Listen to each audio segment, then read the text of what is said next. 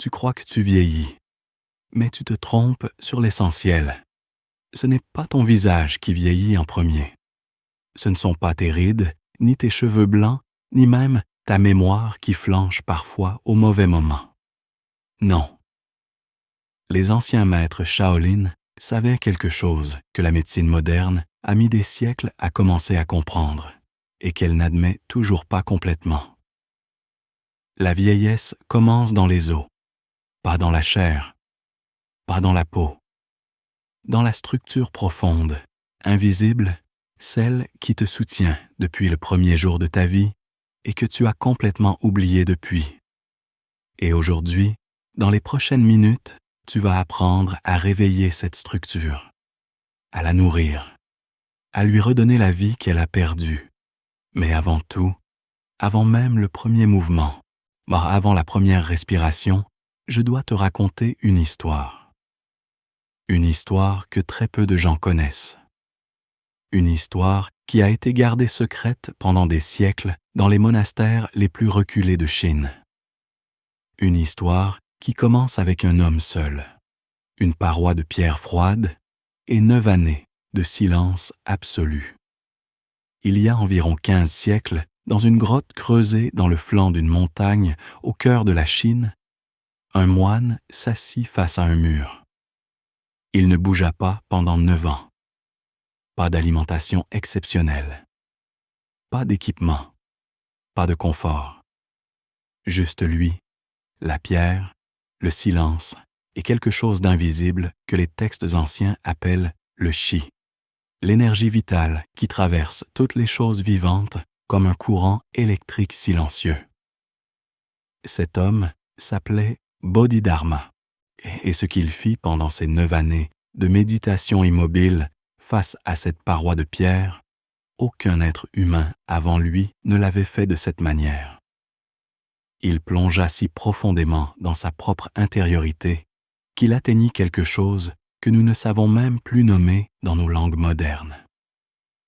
Une connaissance directe du corps humain, pas théorique, pas apprise dans les livres, mais expérimentée de l'intérieur.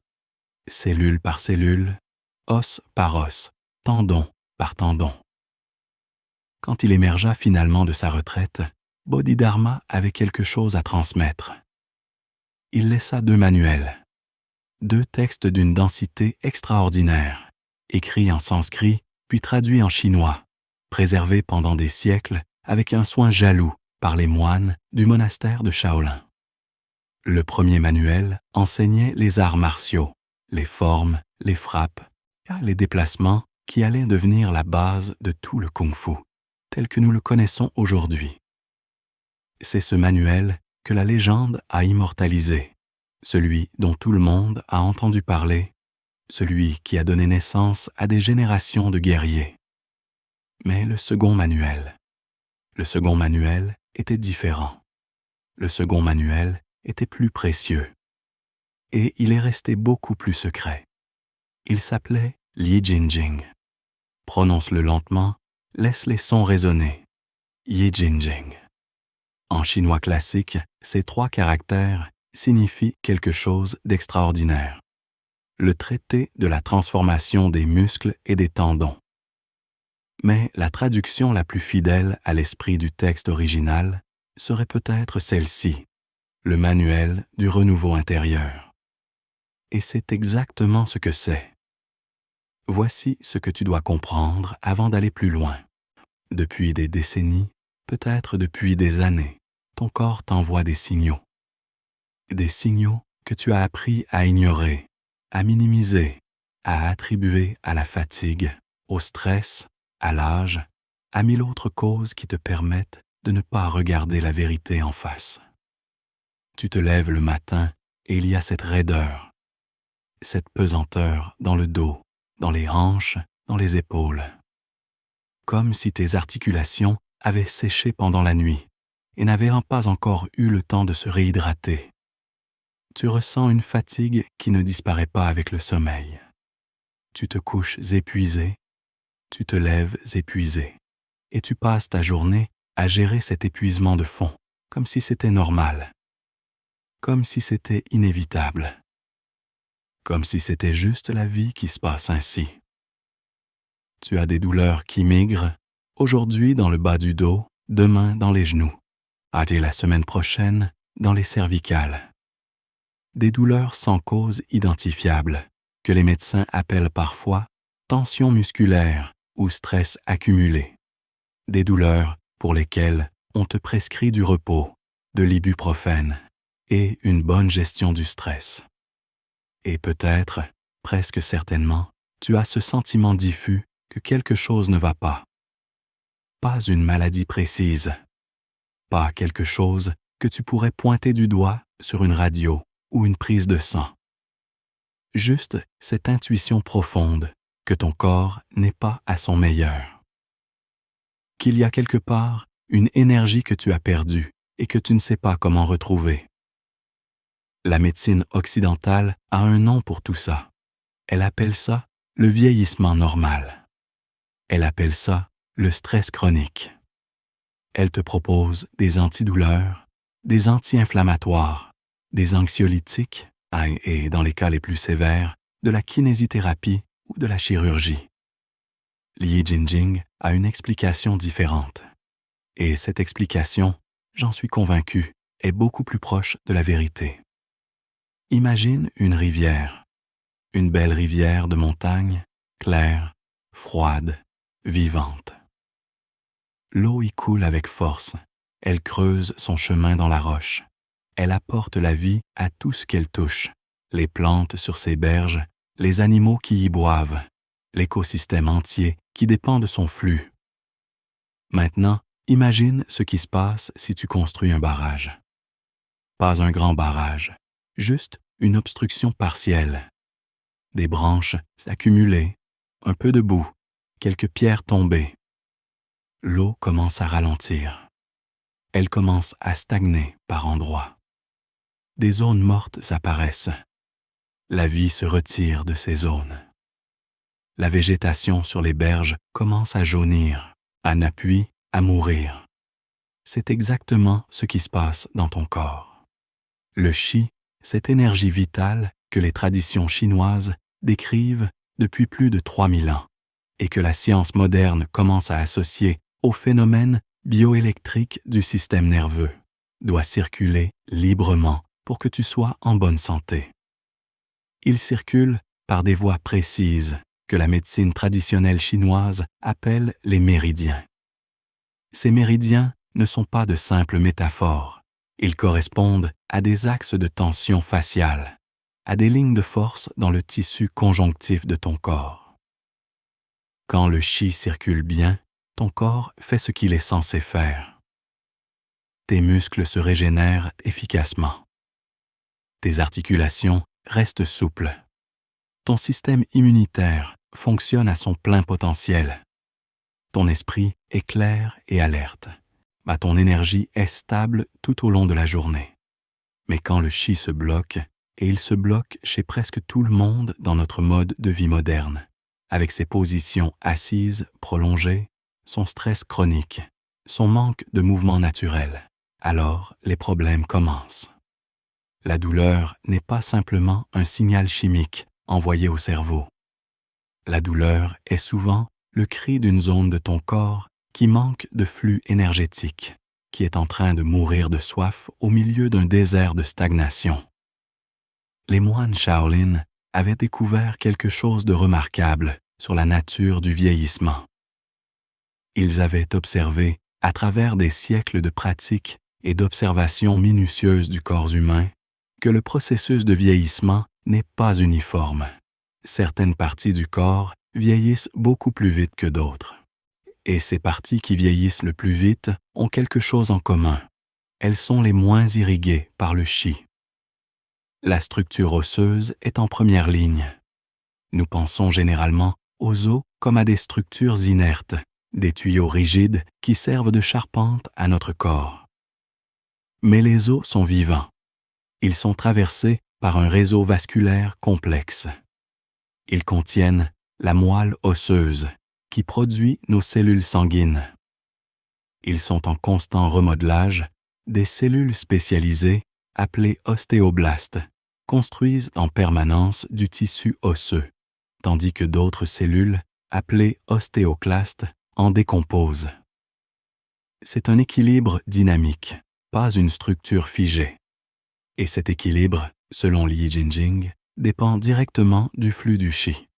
Quand le qi arrive en abondance dans les os, quand l'énergie vitale imprègne la moelle comme l'eau imprègne une éponge, le processus de renouvellement osseux se fait correctement. Les os restent denses, souples dans la juste mesure, capables d'absorber les chocs et de se régénérer après les microtraumatismes du quotidien. Mais quand le qi se retire des os, quand les obstructions dans les méridiens privent la structure profonde de son flux vital, alors quelque chose commence à mourir, lentement, silencieusement, sans que tu t'en rendes compte jusqu'à ce que la douleur devienne impossible à ignorer. Li Jingjing appelait ce processus le dessèchement des tendons. Et il proposait quelque chose que les médecins du temps de Bodhidharma auraient considéré comme impossible: inverser ce processus. Pas le ralentir, l'inverser, et réhydrater les tendons secs, réveiller les os endormis, faire revenir le qi là où il avait cessé de circuler. Maintenant, arrêtons-nous une seconde. Je t'entends peut-être penser: tout cela est très beau, très mystérieux, très oriental, mais qu'est-ce que ça a à voir avec ma réalité concrète, avec ma douleur de dos du lundi matin, avec ma fatigue qui ne passe pas? C'est une question légitime, et je vais y répondre avec une précision qui va peut-être te surprendre. La recherche scientifique moderne, et en particulier les travaux sur le système facial, publiés depuis les années 1990, a commencé à valider quelque chose que les praticiens de la médecine traditionnelle chinoise savaient depuis des millénaires: le tissu conjonctif qui enveloppe chacun de tes muscles, chacun de tes organes, chacun de tes os, et est un système de communication à part entière. Il transmet des signaux mécaniques, électriques et biochimiques à travers tout ton corps de manière presque instantanée. Il joue un rôle crucial dans la proprioception, ta capacité à sentir où ton corps se trouve dans l'espace. Il est impliqué dans la régulation du système immunitaire, dans la gestion de l'inflammation, dans la récupération après l'effort. Ce tissu facial est précisément ce que les textes anciens appelaient le système des méridiens. Et ce tissu facial répond de manière remarquable à un type très spécifique de sollicitation: une tension lente, soutenue, accompagnée d'une attention consciente et d'une respiration profonde. Exactement le type de sollicitation que propose Li Jingjing. Ce n'est pas de la magie, c'est de la biophysique. C'est la mécanique du tissu vivant qui répond à un stimulus précis selon des principes que nous commençons à peine à comprendre scientifiquement, mais que des praticiens empiriques ont découvert et affiné il y a des siècles. Voici ce que les moines avaient compris sur la façon dont nous utilisons, ou plutôt n'utilisons pas, l'énergie dans notre corps. La grande majorité d'entre nous vit dans un état de déséquilibre énergétique chronique. Notre qi, notre énergie vitale, est constamment aspirée vers deux zones, la tête et le ventre. Vers la tête, parce que nous sommes des êtres de pensée chronique. Nos inquiétudes, nos planifications, nos ruminations, nos écrans, nos flux d'informations incessants, tout cela attire l'énergie vers le cerveau et l'empêche de descendre librement vers le reste du corps. Tu as déjà eu cette sensation de tête lourde, de pression dans les tempes, de cerveau qui chauffe après une longue journée de travail mental? C'est le qi qui stagne dans la tête faute de pouvoir circuler. Vers le ventre, parce que nous sommes des êtres de digestion perpétuelle. Nos repas copieux, notre alimentation transformée, notre tendance à manger sous stress, tout cela mobilise une quantité considérable d'énergie dans la zone digestive, laissant le reste du corps en état de manque. Et pendant ce temps, la structure profonde, les os, les tendons, les ligaments, la moelle osseuse, attend. Elle attend son tour qui ne vient jamais. Elle est laissée sans irrigation, sans nourriture, sans chi, et lentement, elle dépérit.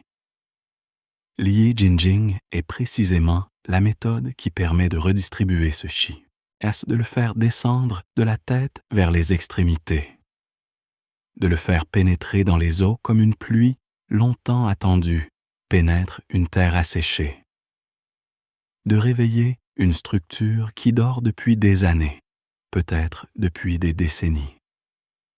Les 12 mouvements de l'Yi Jinjing forment un système complet et cohérent. Chacun a un objectif précis.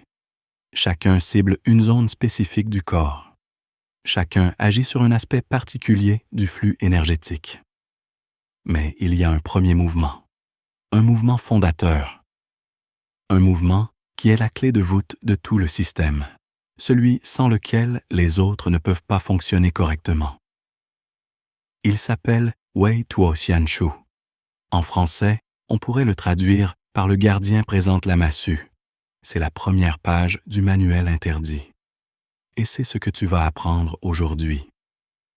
Avant de commencer, je veux que tu comprennes quelque chose d'important sur la nature de cet exercice. Il ne ressemble à rien de ce que tu as fait avant au nom de la santé ou du sport. Ce n'est pas une série de répétitions rapides qui te laisseront essoufflé et courbaturé. Ce n'est pas une chorégraphie complexe qui demande des semaines d'apprentissage. En apparence, de l'extérieur, quelqu'un qui regarde pratiquement ne verrait presque rien. C'est là son secret le plus profond. L'activité principale n'est pas à l'extérieur, elle est à l'intérieur. Tout commence par la posture. Et dans la tradition de l'Yi Jinjing, la posture n'est pas une simple position du corps, c'est une intention, une communication que tu envoies à ta structure profonde. Mets-toi debout. Prends un moment pour sentir tes pieds sur le sol, et pas juste les reconnaître intellectuellement, les sentir vraiment. La température du sol à travers tes semelles. La pression de ton poids qui se distribue entre le talon, le bord extérieur, les orteils. La légère oscillation naturelle de ton corps debout, comme un arbre qui bouge imperceptiblement dans le vent. Écarte tes pieds à la largeur de tes épaules. Pas plus large, pas moins large. Cette largeur précise crée une base stable qui permet à l'énergie de monter librement depuis la terre. Dans la tradition taoïste, on dit que les pieds, à cette largeur, ouvrent les 3 portes du bas, 3 points d'entrée de l'énergie terrestre dans le corps physique. Tes genoux maintenant. Ne les verrouille pas. Ne les plie pas non plus comme si tu allais t'asseoir. Trouve cet endroit intermédiaire, cet espace de légère flexion. On dit dans les arts martiaux que les genoux sont déverrouillés, comme si tu te préparais à recevoir quelque chose sans savoir d'où ça viendra. Dans cet état, tes genoux sont des amortisseurs. Ils permettent au chi de traverser les articulations sans se heurter à un mur de rigidité. Maintenant le bassin. Ceci est crucial et c'est souvent l'endroit où les débutants font leur première erreur. Ni antéversé, penché vers l'avant, creusant le bas du dos comme si tu faisais parade de ta poitrine. Ni rétroversé, poussé vers l'arrière comme si tu rentrais le ventre. La position neutre du bassin est celle où la colonne lombaire garde sa légère courbure naturelle, sans l'exagérer ni l'effacer. Sens cet alignement. Sens comme il permet à quelque chose de s'ouvrir dans ta colonne vertébrale, comme si les vertèbres pouvaient légèrement s'écarter les unes des autres, créant de l'espace, de la légèreté, du flux. La colonne maintenant. Imagine une ficelle attachée à sommet de ton crâne, précisément au point de la fontanelle, cet endroit que tu peux parfois sentir pulser légèrement sur le haut de ta tête. Cette ficelle monte vers le ciel. Elle t'étire doucement vers le haut, pas de manière rigide ou contractée, mais avec une légèreté, une invitation à grandir d'1 centimètre que tu avais oublié avoir. Simultanément, le coccyx, l'extrémité de ta colonne, descend vers la terre. Doucement, naturellement, sans forcer. Comme la racine de cet arbre qui s'enfonce dans la profondeur du sol pendant que ses branches s'élèvent vers la lumière. Cette double traction, vers le ciel par le sommet du crâne, vers la terre par le coccyx, est ce que les maîtres Shaolin appelaient l'axe du ciel et de la terre. C'est le premier alignement. C'est la première communication avec les 2 sources d'énergie, l'énergie yang du ciel et l'énergie yin de la terre, que Yi Jinjing cherche à canaliser à travers le corps humain. Tes épaules maintenant, laisse-les tomber. Pas de manière forcée, laisse-les tomber naturellement sous l'effet de la gravité, comme si quelqu'un avait enfin enlevé le poids invisible que tu portais dessus. Pour beaucoup d'entre nous, les épaules remontent presque en permanence vers les oreilles, attirées par le stress et la tension chronique. Ce simple relâchement des épaules, s'il est fait consciemment et complètement, a créé une libération qui va bien au-delà de l'articulaire. Elle décompresse les méridiens du poumon et du gros intestin qui traversent cette zone. Maintenant vient le geste central de ce premier mouvement.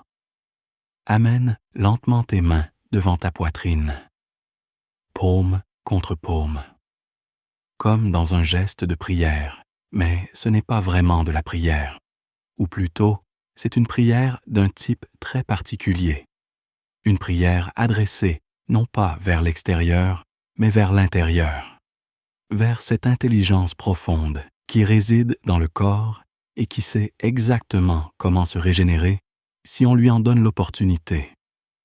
Tes pouces pointent vers ton sternum.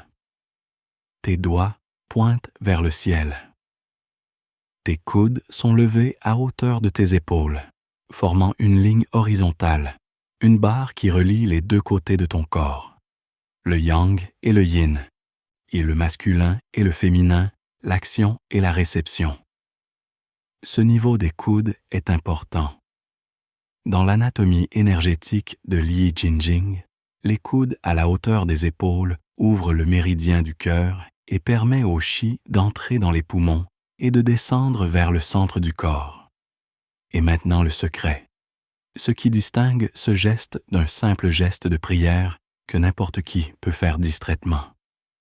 La tension invisible commence à presser une main contre l'autre, fermement, avec intention, pas de manière explosive, avec une pression progressive, comme si tu comprimais quelque chose d'incroyablement précieux entre tes 2 paumes et que tu refusais de le laisser échapper. Cette pression doit être perceptible mais pas douloureuse. Tu dois sentir l'activation des muscles de tes avant-bras, de tes pectoraux, de l'ensemble de ta ceinture scapulaire. Mais tes épaules, elles, ne doivent pas remonter.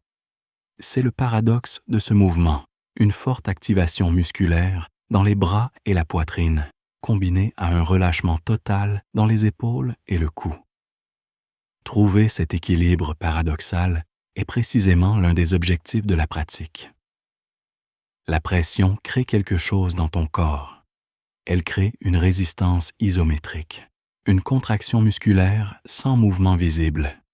Et cette contraction isométrique, maintenue dans le temps avec une intention consciente, fait quelque chose de remarquable. Elle pompe l'énergie. Elle crée une pression intérieure qui force le chi à circuler dans des zones qu'il avait désertes. C'est comme presser une éponge dans l'eau. La pression expulse le vieux, et quand tu relâches, le nouveau entre. Mais dans cette pratique, tu ne relâches pas, tu maintiens. tu crées une pression constante qui oblige l'énergie à chercher de nouveaux chemins, à pénétrer dans des espaces où elle n'était plus présente. La respiration. Sans elle, tout ce que tu viens de construire n'est qu'une coquille vide. Ferme la bouche. Respire uniquement par le nez. Cette instruction n'est pas arbitraire. La respiration nasale filtre l'air, le réchauffe, l'humidifie avant qu'il n'atteigne tes poumons. Mais surtout, la respiration nasale active différemment le système nerveux autonome. Elle stimule la branche parasympathique, celle de la récupération, de la régénération, du repos et de la digestion, plutôt que la branche sympathique, celle du stress, de la fuite ou du combat. Inhale lentement, très lentement. Compte mentalement jusqu'à 5, jusqu'à 6, jusqu'à 7. Sens ton ventre se gonfler, d'abord, puis tes côtes s'écarter, puis ta poitrine se soulever légèrement en dernier. C'est la respiration complète, de bas en haut, en 3 temps, mobilisant l'ensemble de ta capacité pulmonaire, plutôt que le petit tiers supérieur que nous utilisons habituellement dans notre respiration superficielle quotidienne. Retiens brièvement, juste un instant, 1 seconde, peut-être 2. Ce moment de rétention n'est pas une contrainte, c'est une opportunité. C'est dans ce moment de suspension que le chi peut se déposer comme un sédiment précieux qui se pose au fond quand le courant s'arrête. Expire ensuite encore plus lentement que tu n'as inhalé. L'expiration longue est le signal de relâchement que tu envoies à ton système nerveux. Elle lui dit que le danger n'est pas là, là que tu peux laisser aller les gardes, que la guérison peut commencer. Maintenant que tu as compris chaque élément séparément, la posture, le geste, la tension, la respiration, il est temps de les unifier. Ils forment un tout. Ils sont comme les instruments d'un orchestre, qui séparément produisent des sons isolés, mais ensemble créent quelque chose d'une toute autre nature. Mets-toi dans la posture. Sens tes pieds sur le sol. Déverrouille tes genoux. Aligne ton bassin. Laisse la ficelle invisible t'étirer vers le ciel et le coccyx vers la terre. Relâche tes épaules. Amène tes mains devant ta poitrine. Paume contre paume. Coude en ligne horizontale. Commence à presser. Progressivement, avec intention. Sens l'activation dans ta poitrine, dans tes avant-bras, dans toute ta ceinture scapulaire. Ferme les yeux maintenant et respire. Et inhale par le nez, lentement, profondément, en commençant par le ventre. Retiens un instant. Expire encore plus lentement, en laissant aller chaque résidu de tension que tu trouves dans ton corps. Continue à presser. Continue à respirer. Continue à sentir. Dans les premières secondes, peut-être rien de particulier. C'est normal. Le corps a ses propres délais. Il teste d'abord si l'intention est sincère, si tu vas maintenir, si tu es vraiment présent ou si ton esprit est déjà ailleurs. Mais si tu restes, si tu maintiens la pression et la respiration et l'attention simultanément pendant 30 secondes, pendant 1 minute, pendant 3 minutes, alors quelque chose commence. D'abord, une chaleur. Pas une chaleur de surface, une chaleur qui vient de l'intérieur, en bas qui monte le long de la colonne, comme si quelqu'un avait allumé une flamme dans les profondeurs de ton bassin. C'est le chi qui se réveille.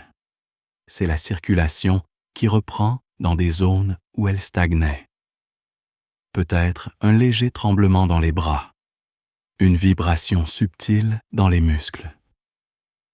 C'est l'énergie qui cherche son passage dans des canaux qui n'avaient pas servi depuis longtemps, comme de l'eau qui reprend son cours dans un lit de rivière asséché.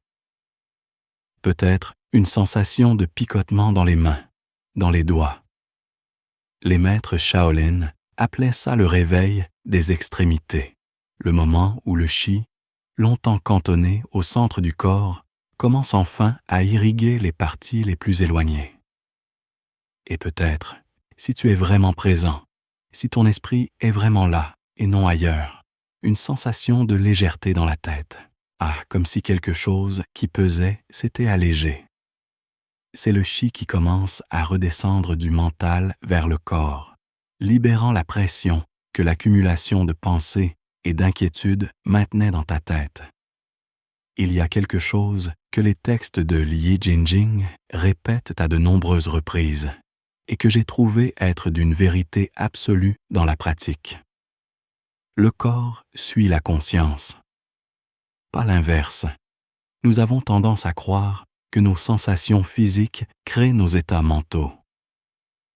Que si nous nous sentons fatigués, c'est parce que nous avons peu dormi. Que si nous nous sentons tendus, c'est parce que la situation est stressante. Que si nous nous sentons vieux et rigides, c'est parce que les années ont passé. Li Jinjing renverse cette causalité.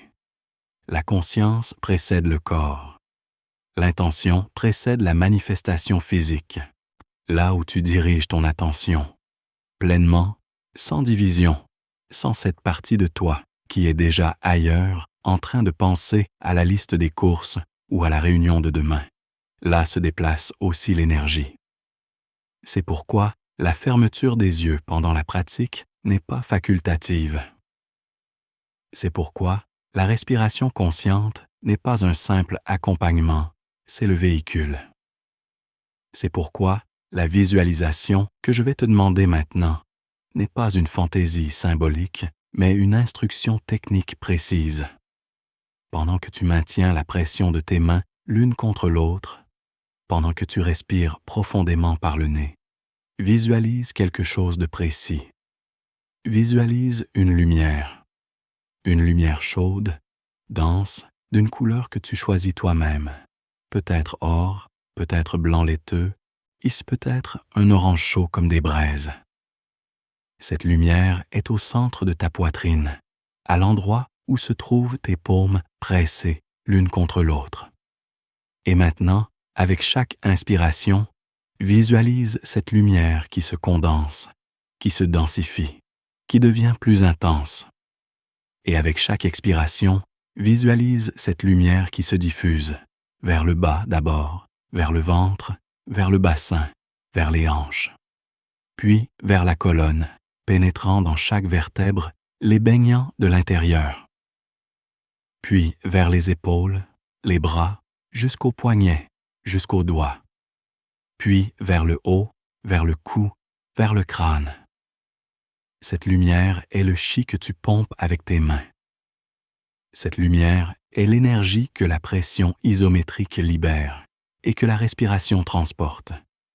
Et chaque endroit où cette lumière pénètre, et elle laisse quelque chose derrière elle, une légèreté, une chaleur, une vivacité que tu n'avais peut-être pas sentie depuis longtemps. Les maîtres Shaolin avaient une expression que j'aime particulièrement. Ils disaient « les os vieillissent quand ils ont soif ». Pas quand on les utilise trop, pas quand on les surmène. Mais quand ils ont soif, quand le chi cesse de les irriguer et qu'ils commencent à dessécher de l'intérieur comme une plante qu'on a cessé d'arroser. La médecine moderne a découvert que l'os est un tissu vivant en constant remodelage. Que la densité osseuse n'est pas une donnée fixe, mais une variable dynamique qui répond à des stimuli précis. Que les cellules responsables de la construction osseuse, les ostéoblastes, sont activées par la pression mécanique, par les vibrations, par des signaux bioélectriques complexes. Et ce que Li Jinjing crée, avec sa combinaison de tension isométrique, de respiration profonde et d'attention consciente, c'est précisément l'ensemble de ces stimuli. C'est un bain de stimulation pour l'os. Pas un traumatisme, une invitation. Pas une agression, une communication. Et l'os répond. Pas nécessairement le lendemain, pas toujours la semaine suivante. Mais avec une régularité de pratique. 3 minutes chaque matin. Juste 3 minutes, quelque chose commence à changer. La raideur matinale diminue, la pesanteur s'allège, l'énergie de fond remonte. Il y a une raison pour laquelle j'insiste tant sur la durée minimale de 3 minutes. 3 minutes, c'est le temps qu'il faut au système nerveux autonome pour commencer à reconfigurer son état de base. C'est le temps qu'il faut à la circulation sanguine pour répondre à un changement de sollicitation musculaire. C'est le temps qu'il faut aux fascias, ces enveloppes de tissu conjonctif qui enveloppent chaque muscle, chaque organe, chaque structure de ton corps, pour commencer à répondre à une tension soutenue. En dessous de 3 minutes, tu effaces à peine la surface. Tu envoies un signal que ton corps commence à recevoir, mais pas encore à traiter. Au-delà de 3 minutes, 5 minutes, 10 minutes, 20 minutes, les effets s'approfondissent de manière non linéaire. Ce n'est pas simplement une question de durée proportionnelle. C'est une question de palier. À 5 minutes, quelque chose se passe que 3 minutes ne permettent pas d'atteindre. À 10 minutes, quelque chose de nouveau émerge encore. Mais 3 minutes, c'est le minimum. C'est la porte d'entrée. C'est ce que je te demande de t'engager à faire chaque matin pendant les 30 prochains jours. Pas parce que c'est facile, mais précisément parce que c'est accessible. Parce que même le matin, le plus chargé peut accueillir 3 minutes de pratique. Parce que même dans la vie la plus bousculée, il y a un espace de 3 minutes, quelque part entre le réveil et le premier café. Il y a quelque chose que je dois absolument te dire sur la pratique régulière, quelque chose que les textes anciens soulignent de manière répétée et que la psychologie moderne a redécouvert indépendamment. La transformation ne vient pas des jours d'efforts intenses. La transformation vient des jours où tu pratiques malgré tout, malgré la fatigue, malgré le doute, et malgré ce matin où tu te lèves et où tu penses que ça ne sert à rien, que tu ne sens rien, que tu es aussi rigide qu'hier et qu'une semaine de pratique n'a rien changé. Ces jours-là sont précisément les jours les plus importants. Parce que ces jours-là, quand tu te mets quand même debout, quand tu poses quand même tes pieds sur le sol et que tu commences quand même à joindre tes mains, ces jours-là, ton corps comprend quelque chose de crucial. Il comprend que ce n'est pas un caprice, ce n'est pas une mode, ce n'est pas quelque chose que tu feras pendant 2 semaines et oublieras. C'est une décision quotidienne, un choix répété que tu fais en faveur de ta propre vie. Et les systèmes du corps, endocriniens, nerveux, immunitaires, facial, répondent différemment à une décision quotidienne qu'à un effort isolé. Ils s'y adaptent, ils commencent à anticiper, ils commencent à se préparer. Depuis le début de cette pratique, depuis les premières phrases de ce que tu viens d'entendre, je t'ai parlé d'un manuel interdit, d'un secret gardé pendant des siècles dans les monastères de Shaolin, d'une connaissance réservée à quelques initiés. Je veux être honnête avec toi maintenant. Ce n'est pas tout à fait juste. Liyi Jinjing n'est plus vraiment un secret. Les textes ont été traduits. Les pratiques ont été documentées. Il y a des maîtres qui enseignent ces mouvements dans des parcs, dans des centres de bien-être, dans des universités de médecine traditionnelle chinoise sur tous les continents. Mais il y a quelque chose qui, lui, est encore secret. Quelque chose que les livres ne peuvent pas te transmettre. Quelque chose que les vidéos ne peuvent pas te donner. Et c'est ton expérience intérieure de la pratique. Personne d'autre ne peut la faire à ta place. Personne d'autre ne peut sentir ce que tu sens quand la chaleur commence à monter dans ta colonne. Personne d'autre ne peut vivre ce moment particulier où quelque chose qui était contracté depuis des années commence, très lentement, à se relâcher. Ça, c'est encore secret. Ça, c'est encore interdit, pas au sens où on voudrait te l'interdire, mais au sens où ça ne peut pas te venir de l'extérieur. Ça ne peut venir que de toi. De tes mains pressées l'une contre l'autre, de ton souffle, de tes 3 minutes chaque matin. Yi Jinjing ne traite pas seulement le corps physique. C'est l'une des vérités que les pratiquants découvrent le plus souvent avec surprise. Est-ce parce que ce n'est pas ce qu'ils attendaient? Ils ont commencé pour le dos, ou pour les genoux, ou pour la fatigue chronique. Et quelques semaines plus tard, ils s'aperçoivent que quelque chose d'autre a changé aussi. Leur réactivité émotionnelle a diminué. Les situations qui les mettaient hors d'eux en quelques secondes prennent maintenant plus de temps à les atteindre. Ils ont plus de recul, plus de présence à eux-mêmes. Les textes taoïstes ont une explication précise pour ce phénomène. Ils disent que chaque émotion vit dans un organe spécifique. La peur vit dans les reins, la colère vit dans le foie, la tristesse vit dans les poumons, l'inquiétude vit dans la rate, la joie, la vraie joie, la joie stable et profonde plutôt que l'excitation superficielle, vit dans le cœur.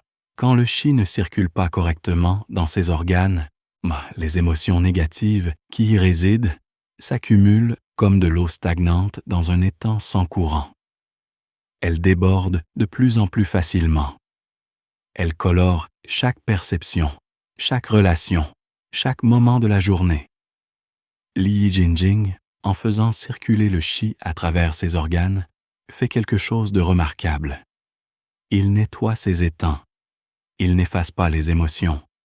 Les émotions sont des informations précieuses et il ne faudrait pas vouloir s'en débarrasser.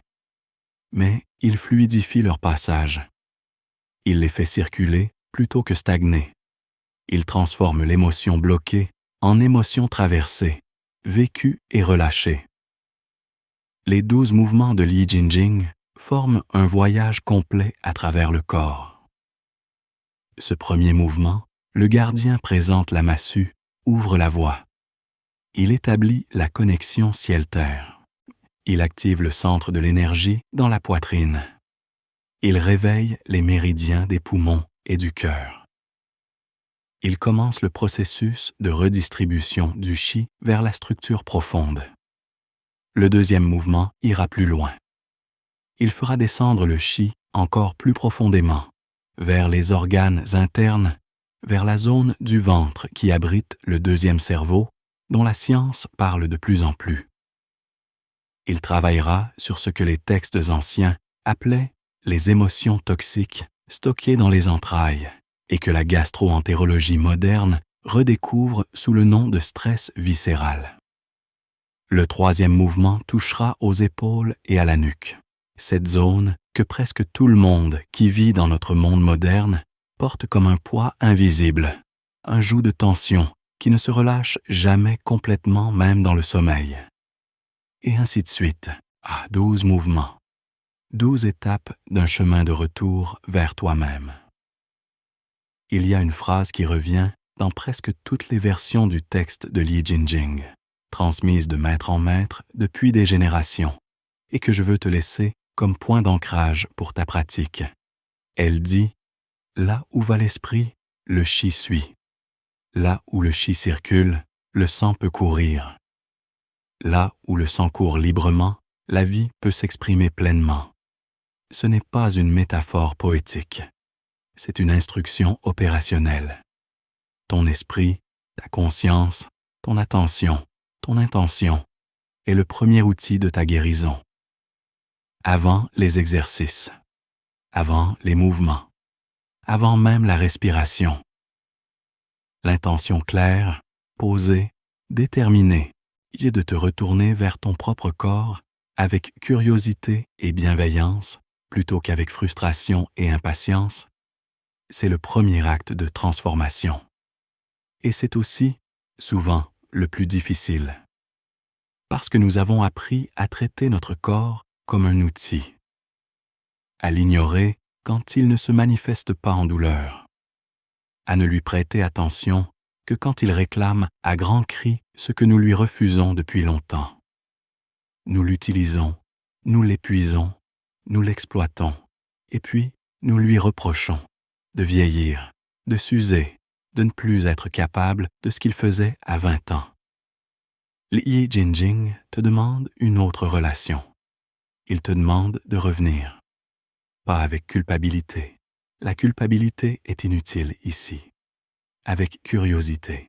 Avec la même curiosité bienveillante que tu aurais pour un jardin que tu n'as pas visité depuis longtemps et dans lequel tu découvres, à ta grande surprise, que la vie a continué, malgré ton absence. 3 minutes. Chaque matin. Debout, pieds ancrés dans le sol, mains pressées l'une contre l'autre au niveau du cœur. Yeux fermés, respiration lente et profonde par le nez. C'est l'engagement que je te demande. Pas un programme révolutionnaire de 3 mois. Pas un changement radical de ton mode de vie. Juste 3 minutes, chaque matin, avant que le monde extérieur commence à réclamer ton attention. Ces 3 minutes sont pour toi. Seulement pour toi. Elles ne produisent rien de visible. Elles ne créent aucun contenu que tu pourras partager. Elles ne servent personne d'autre que toi. Et c'est précisément pour ça qu'elles sont si difficiles à maintenir dans un monde qui nous demande constamment de produire, de performer, de justifier chaque minute de notre temps. Ces 3 minutes sont une rébellion silencieuse, une affirmation que ton corps, ta vie intérieure, ton énergie, ta vitalité, valent bien quelques minutes de ton attention quotidienne. Je vais te demander quelque chose maintenant. Quelque chose de simple, qui peut paraître symbolique, mais qui, selon les principes mêmes que nous venons d'explorer ensemble, a une valeur qui va au-delà du symbole. Écris dans les commentaires, maintenant, pendant que tu y penses, avant de passer à autre chose, cette phrase simple. Je renouvelle mes os. Pas comme une formule magique, pas comme une superstition, comme un acte de conscience, et comme la première décision que ton esprit prend en faveur de ta structure profonde, comme la première fois que tu diriges intentionnellement ton attention vers ce qui, jusqu'ici, n'en recevait aucune. Les neurosciences ont montré que l'engagement public, même minimal, même symbolique, augmente significativement la probabilité de suivre les décisions que nous prenons. Écrire cette phrase, c'est transformer une intention intérieure en acte extérieur. C'est ancrer la décision dans la réalité partagée plutôt que la laisser flotter dans l'espace vague des bonnes résolutions. Écris-le. Maintenant. Il reste 11 mouvements de Yi Jinjing à explorer ensemble. Le deuxième mouvement, celui qui nettoie les organes internes et libère les émotions stockées dans le ventre, est peut-être celui qui produit les effets les plus surprenants pour les pratiquants qui ne s'y attendent pas. Des sensations de chaleur intense dans l'abdomen. Des gurglings, ces bruits de digestion qui signalent que quelque chose se met en mouvement là où tout était figé. Et parfois, inopinément, une émotion qui remonte à la surface, pas douloureuse, mais libératrice. Comme un verrou qui s'ouvre de lui-même après des années d'accumulation. Le troisième mouvement travaille sur la jonction cervicale, ce carrefour entre la tête et le reste du corps que notre mode de vie moderne a transformé en zone de tension chronique pour la quasi-totalité d'entre nous. Et les 9 mouvements suivants continueront ce voyage, à descente et remontée à travers le corps de la structure profonde à la surface, des os aux fascias, des fascias aux muscles, des muscles à la peau. Si tu veux que je continue cette série, si tu veux accéder aux 11 mouvements restants, montre-le-moi de la façon la plus simple qui soit. Un pouce levé sous cette vidéo. Un abonnement si tu ne l'as pas encore fait. Et cette phrase dans les commentaires, écrite de ta main, qui dit au monde et qui te dit à toi-même que tu as décidé de recommencer, à prendre soin de ce qui t'a porté depuis le premier jour de ta vie. Les os n'ont pas besoin de médicaments miracles. Ils n'ont pas besoin de compléments alimentaires hors de prix. Ils ont besoin de toi, de ta présence, de ton attention, de 3 minutes chaque matin pendant lesquelles tu leur rappelles qu'ils existent et qu'ils comptent. Et la pharmacie est à l'intérieur. Elle a toujours été là. Il suffisait d'avoir la clé pour l'ouvrir. Je te retrouve dans le prochain silence.